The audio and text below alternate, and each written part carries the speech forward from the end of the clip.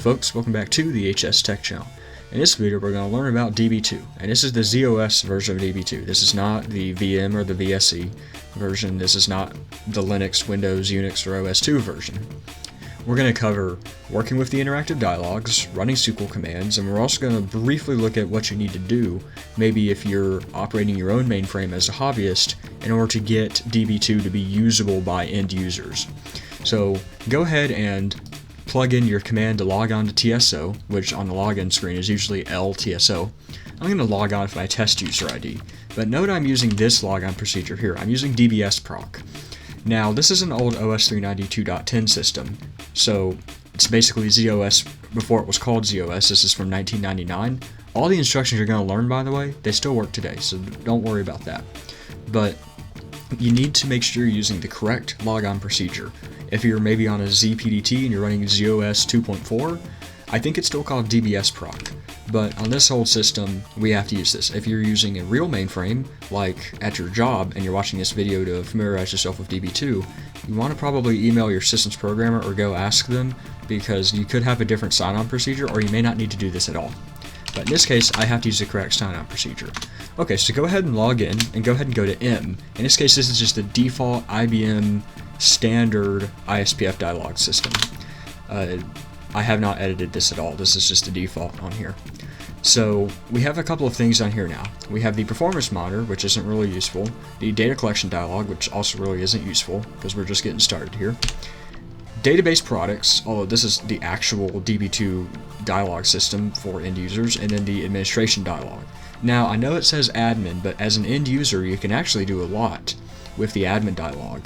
And if your system allows you to use the admin dialog to run SQL commands, I highly recommend you use it because it's a lot easier than using this one here. Okay, but before we do this, we need to allocate a bunch of data sets.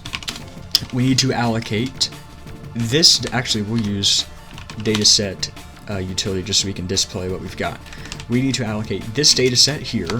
Now allocate this on some volume. Note that I've allocated this with fixed 80, and then here's our block size. This is the standard block size for 3390, and I've made it this big, and we have a few directory entries.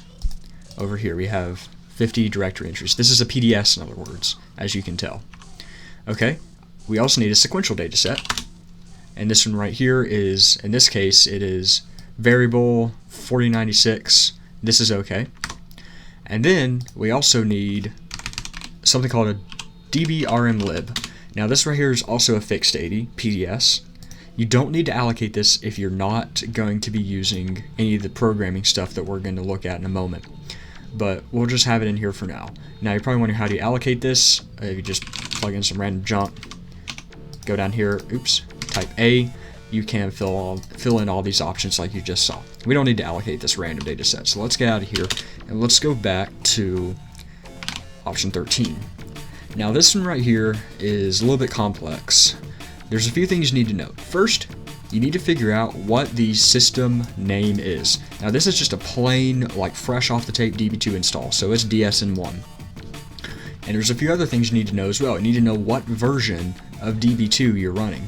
And there's a few ways you can figure that out, but if we go back to the administration dialog, it'll actually tell us we're on 6.1.1, but it's actually 6.1.0. This is important because there's a few test databases that are called this, or that have that number in it. So before we can really use this, we need to understand what we've at least got.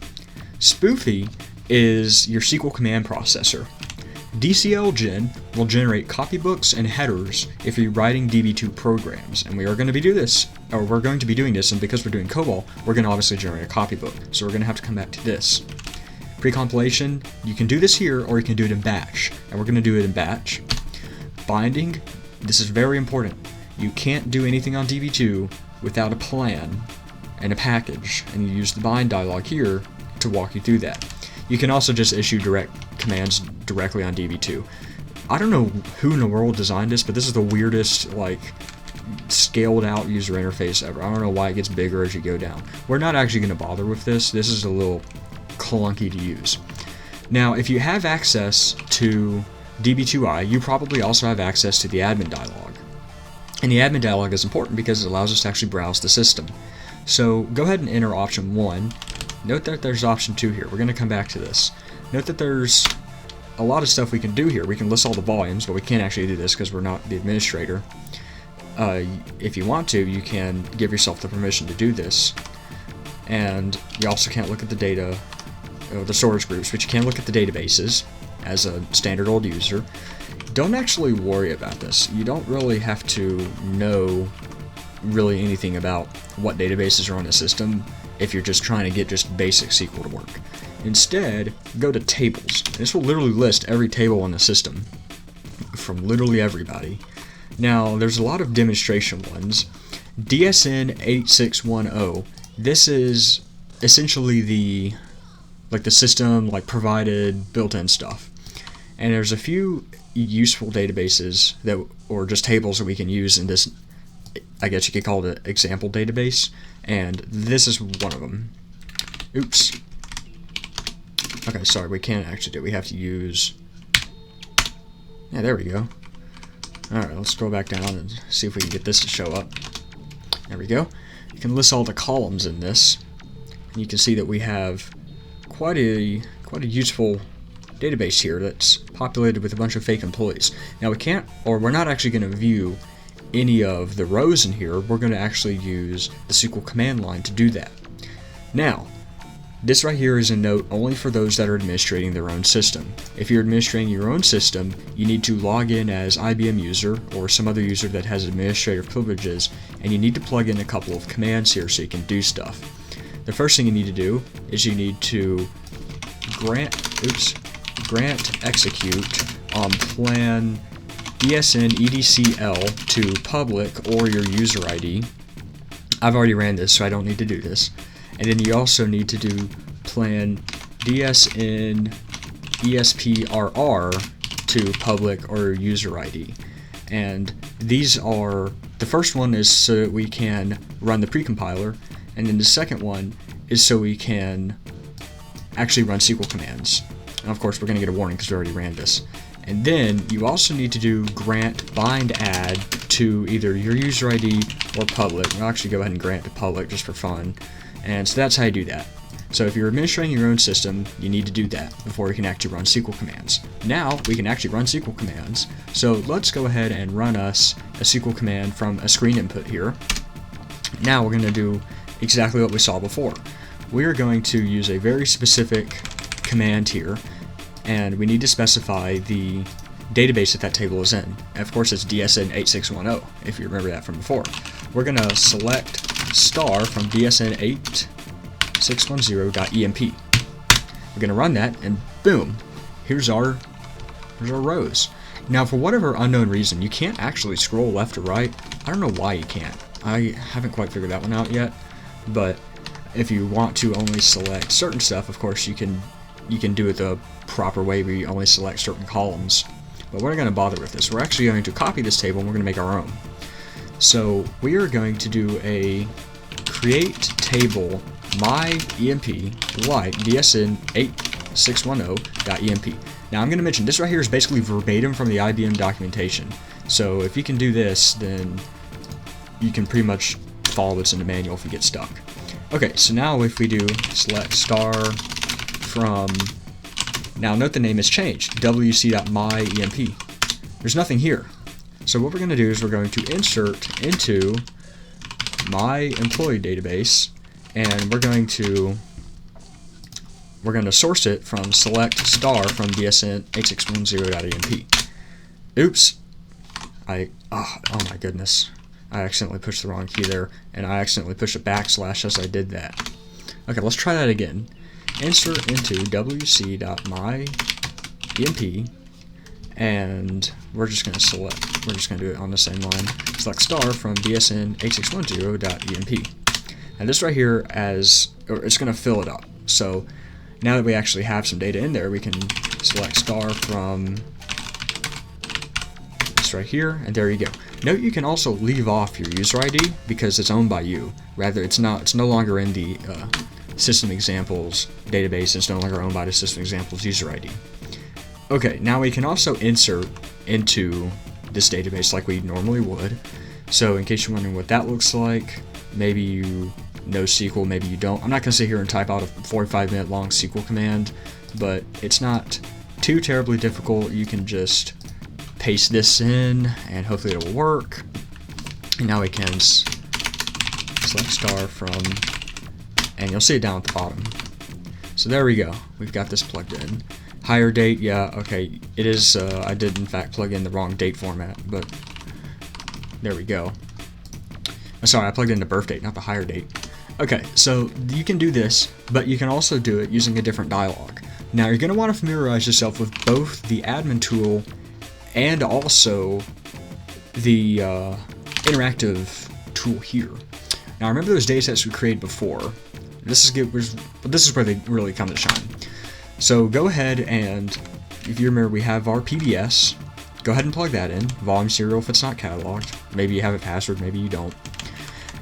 Our dataset name, this right here, remember, as it says right here, it's got to be sequential.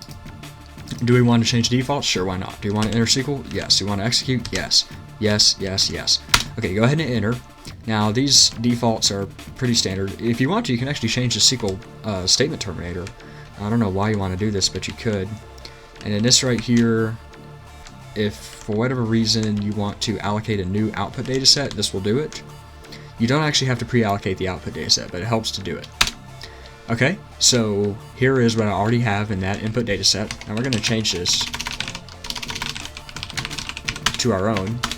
Okay, and then when we do end, our edit session is completed. Let's go to strike return, and it's going to instantly start browsing that output dataset that we allocated. And here you go, and you can see the same stuff that you're going to see if you did this in some other way that you can run a SQL statement. Okay? Now, if you want to, you can run a DB2 command, but it's not really what you think it is. Aha, you see? This is not a SQL command prompt. These are actually DB2 system commands that you would maybe plug in on the TSO, or sorry, the MVS operators console. We're not actually going to look at these. We're going to look at this later when we actually look at DB2 administration in another video. Okay, so now we know how to do the basics, and we can go back and we can browse our SQL datasets here. Here's our SQL out dataset, so if you want to print this out or something, you know, knock yourself out. But let's up the ante. Let's write a program. Now I'm going to warn you, this is extremely difficult. Programming DB2 is not for the faint of heart, but we're going to knock it out, and we're just going to go ahead and we're going to roll right into it. So let's go ahead and create us a COBOL program. And how about we call it SQL cell or SQL select? Oh, did you look at that? I've already got it keyed in. Okay, let's talk about this. Now, I'm actually jumping the gun here. I'm doing something premature. We're actually going to write the program before we actually prepare to write the program because it's a little bit easier. So this is just a standard old COBOL program. However, in the working storage section, we need to include the SQL communications area, a macro file or copybook, if you will. And then down here, we need to include some mysterious file called myemp. What's this? Well, we're going to look at that in a second. This is very important. It is vital that you understand this, and it's vital you know what this is. Now, in the procedure division, we're going to go ahead and connect to Db2I. This right here is completely optional. There's no reason to have this. We want to retrieve record 000170. Remember, this is not an integer. This is actually a string. It's a set of characters, so make sure you do that correctly. And we want to select the employee number, or the employee number, name, initial, name, blah, blah, blah, blah, blah. And then you can probably see what is going on here. Where are these colon variables declared? Well, they're declared in myemp, and we're going to look at this in a second, don't worry. And then we're selecting from this, and then this right here is going to be where the employee number on the database side is equal to the employee number in the working storage section. Because we plug this into this that's declared, this that's declared in the working storage section. Then we're going to end the exec. All of these are going to be converted by the SQL preprocessor, which we're going to look at also. These are going to get converted into the real deal, like actual DB2 call commands. Then we're going to display everything. We're going to tell it what the SQL code is, and then we're going to stop. Okay? So it's a pretty simple program to type in. I recommend that you pause the video and you go ahead and you type this in. It's not the most hard thing in the world, you gotta type it. I'm not gonna let you copy and paste it, because if you copy and paste it, you could forget something or you could mess up the spacing. Remember, 7 spaces. Okay, now let's back up and let's do the stuff called the DCLGEN. Now there's two ways to do this. You can run this from the command line, where you can use the DSN and then the system DSN1 command. And this right here is basically the TSO DB2 command shell. So we can do DCLGEN table, and we're generating a copybook for wc.myemp. Alright, and this is going to go into the library. Remember to quote it. This right here is the copybook that we want. Alright. Language. COBOL, obviously. Structure. MyEMP record. And you'll see what that means in a second. And then apost. Now, we don't actually need to do this because I've already done this. Now, if you want to do it interactively, get out of this, go to More, go to your Db2I dialog, and go here. Remember I said we'd come back to here, we'd come back to DCLGEN. This right here is our table. Now, the table owner, this is the table owner. Sorry, I said earlier it's a database. It's not. This is the table owner. So disregard what I said earlier there before. You don't actually need this because we already know what it is. This right here is the destination, header, copybook, whatever. In this case, we're COBOL, so we're doing a copybook. We're going to replace this because we want to replace the old declaration. We don't want column labels because we don't need those. The structure name is going to be basically the name for the variable that has the whole record in it. And in this case, you'll see what that looks like in a moment. So go ahead and strike return. So execution complete, we replaced it. Now let's get out of here and let's go and look at MyEMP. And this right here is, let me get this mess out of here. This right here is basically the outputted copybook. So it'll tell you this is what we ran, and this is in fact what the DB2I dialog ran for us. Okay, here's our declared this table. Remember, the pre-compiler is going to rip this out and it's going to figure out what we want. And then here's the actual declaration. So we'll scroll down to here, and you'll see here's the employee record, and then here's all these variables that we used. And it also actually tell you what the length is and also the text. You can thank COBOL for its brilliant way that it handles data processing for all of this. Maybe one day I'll do a real COBOL tutorial to explain this in great detail. So there we go. There's a lot of extra comments that this thing plugs in, but don't worry, it won't slow down your compile time. Okay, now you have officially done the easy stuff. Now we need to do some JCL. So go back here, and I wrote a script or JCL job that's going to invoke the DB2 preprocessor. Okay, let's walk through this because this is where things get a little difficult. This right here is the standard job card that I use. You need to give it a good amount of storage / memory. And that's just because DB2 programs tend to be kind of big. You need at least 4 megs of RAM. Sorry, I just accidentally pulled the F1 key off, so let me just push that so I can fix that. Sorry about that. So, here's what we need to do. Oh, FYI, if you're on like a run your own ZOS or MVS, ESA, or OS390, like you're on one of the pre-cooked images, this is the job card you can use. Okay, so we need to run DSN HPC. We want this to be a COBOL program, we want a cross-reference listing, we want a source listing, we want the I flag, and we want apost. You've probably seen apost in a lot of these. Okay, steplib. This is of course where this is located. So we're pulling this out of the steplib dataset and it's going to search both of these. Now, how in the world are you supposed to find this? Well, you just copy and paste. You go back here, do 3.4, ** dot, boom, and this will tell you what your high-level qualifier. This right here, this is your HLQ for your DB2 install. In this case, it's on this volume here because this is just a plain OS390 development image. And we'll just go back into that and keep explaining it. So once you figured out what that is, this is the way to go. Okay, this is where the rubber meets the road, so to speak. So let's take a look at this. Alright, so taking a look at this here, the syscn, this right here is your compiler or your pre-compiler input. Now, this right here, I'm sorry. Yes, yeah, this is your compiler input, which is your pre-compiler output, alright? So in this case, the proper way to do this would be to use temporary datasets and do this all in one fell swoop. You do pre-compiler, compiler, link editor, and go. But we're not going to do that because we're trying to learn here. So in this case, I probably should have reversed these datasets to be honest, but I didn't. But nonetheless, here we are.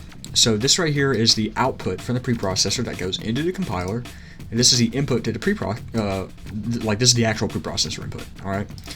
This right here is your DBRM library. This is really important. If you don't have a DBRM library, you can't do nothing.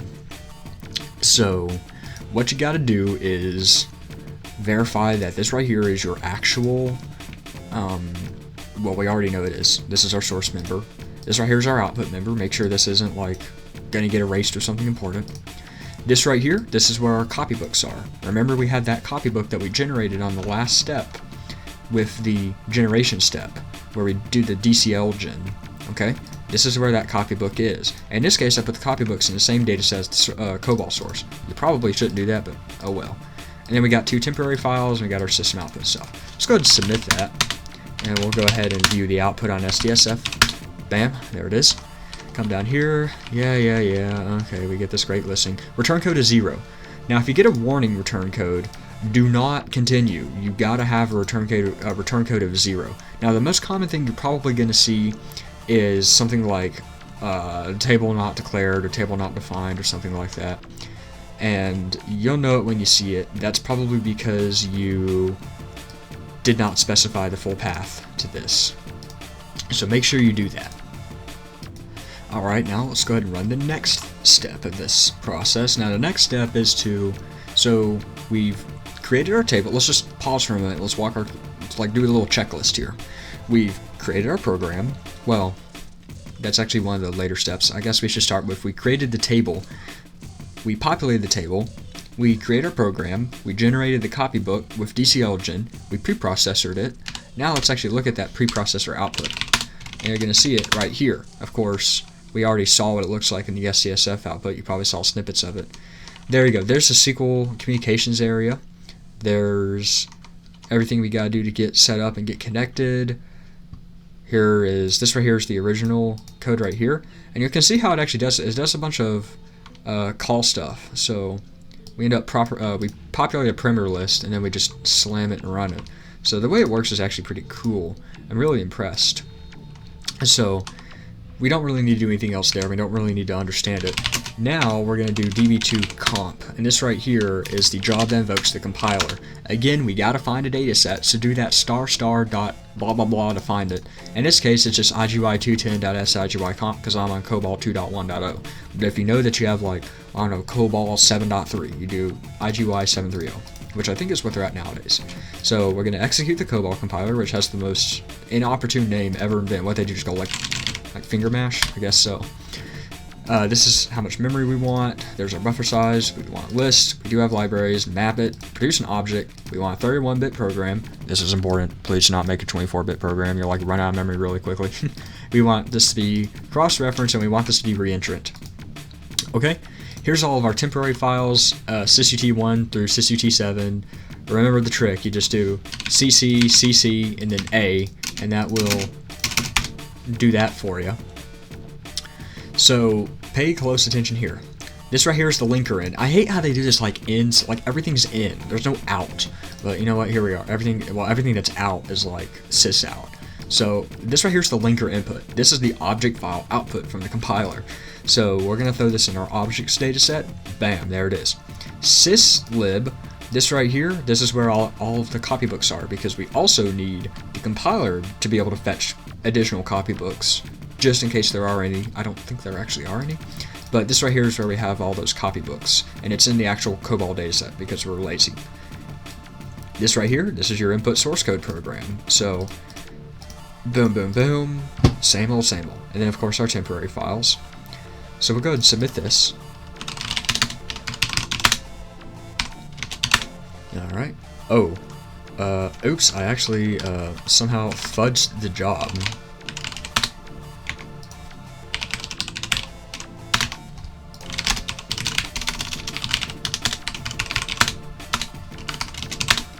Okay, so there we go, good old-fashioned COBOL compiler. Everyone's gotta love VS COBOL too.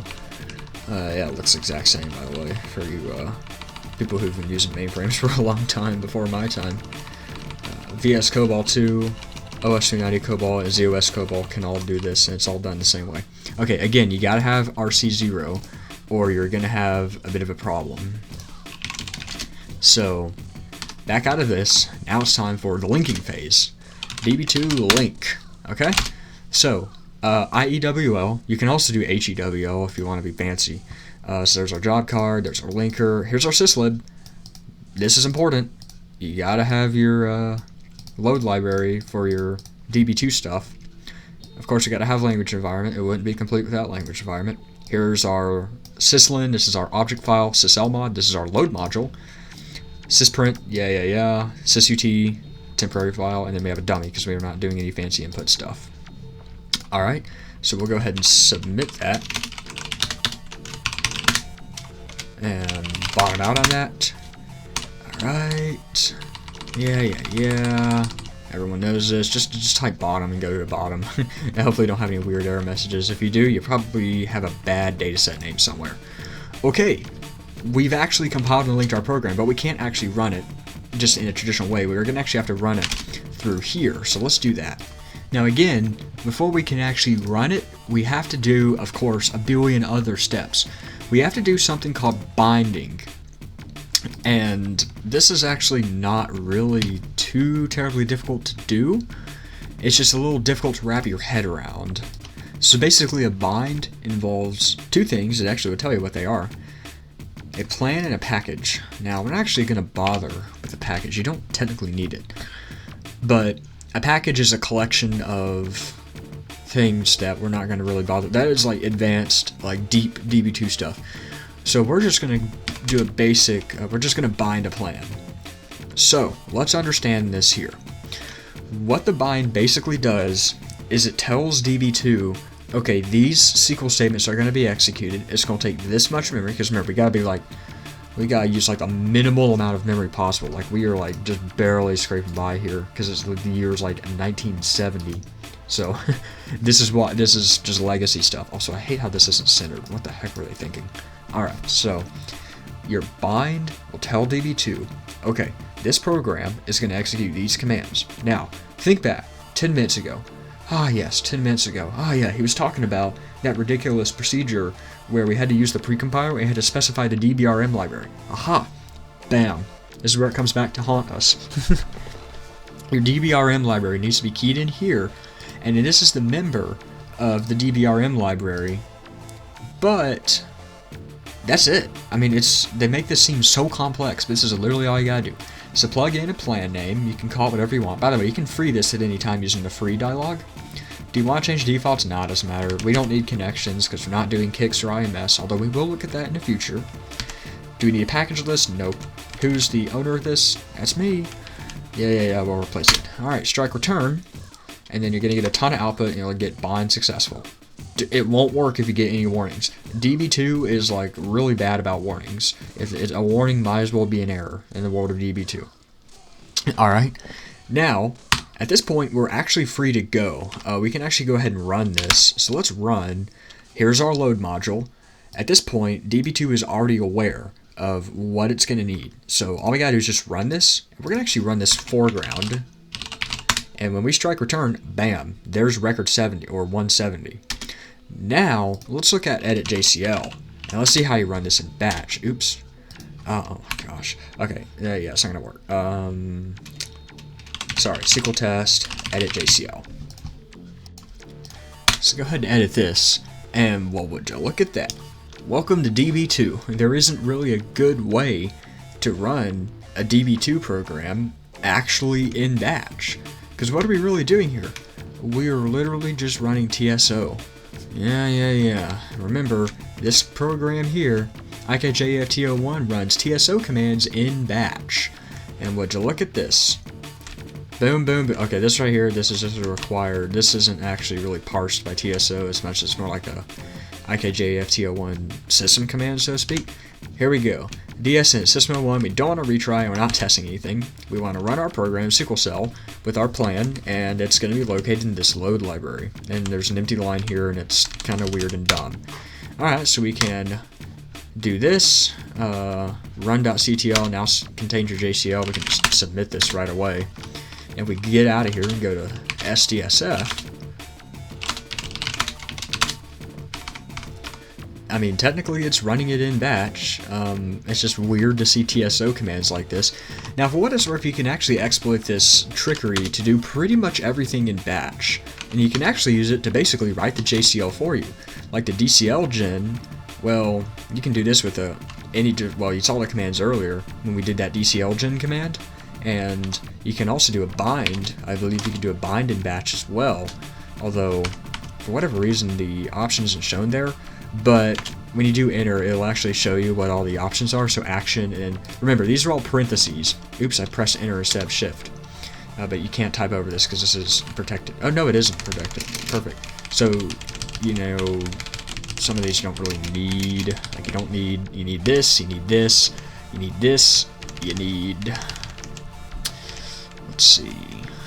Most of these you don't actually need. Yeah, you just need to specify library and member. Now, let's actually manually plug that in just to make sure that you know what it looks like. So, bring up DSN, and then we can use our horrible bind command, which I need to remember. I believe you can just do bind program supercell plan SQL test, something like that. No, sorry, that's not it at all. Okay, you're going to want to check the manual if you want to see what it is. I don't actually have my notes out, so I don't know what it is offhand, but that's essentially what you do. Now let's do just a quick recap here. So we use the administration dialog as a quick way to browse database stuff with the system catalog and also execute SQL statements. We used SPUFI to run SQL statements and also do a DCLGEN, do a bind. We use JCL for everything else. And remember, the order is, first you need to do the DCLGEN, then you can write your program, then you can do the preprocessing, then you can do the compilation, then you can do the linking, then you need to go do the binding, which you can do here, then you can do the running. Okay? That's basically it. I mean, it's pretty complex, but I really don't think it's that bad. It's just really a matter of wrapping your head around what everything does. Because really, this is a really old database system. So it's going to show. And of course, if you want to see how old it is, you can go over here to the admin version of this dialog. And there you go. There's all the volumes and all the storage groups. And we can look at all these storage groups here. Some of these are system reserved. Oops, wrong key.